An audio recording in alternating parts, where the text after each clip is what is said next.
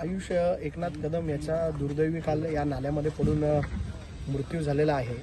आम्ही आज सर्व पक्षीय आयुषच्या परिवाराला भेटण्यासाठी इथे आलेलो आहे आणि ज्या मुलांनी आयुषला स्वतःच्या जीवाची पर्वा न करता ज्या मुलांनी काढलं त्या मुलांना देखील आम्ही भेटण्यासाठी इथे आलो आहे। एवढी मोठी दुर्दैवी घटना इथे घडलेली आहे।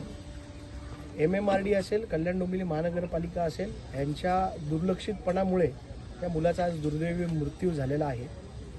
आज एखाद्याच्या परिवारातला जेव्हा एक तरुण लहान मुलगा जेव्हा जातो तेव्हा त्याच्या परिवारावरती काय शोककळा पसरते ते आज आपल्याला बघायला मिळत आहे। कल्याण डोंबिवली महानगरपालिका असेल, MMRD असेल, कोणी या कामाची जबाबदारी घ्यायला तयार नाही।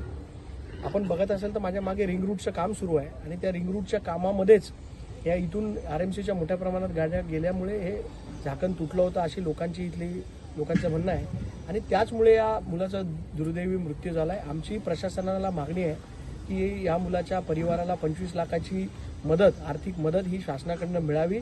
महापालिका असेल, MMRD असेल, कुणीही द्यावी, पण या परिवाराला आज मदतीची गरज आहे। गरीब परिवार आहे, त्यांना मदत मिळावी अशी आमची सर्व पक्षांची मागणी आहे।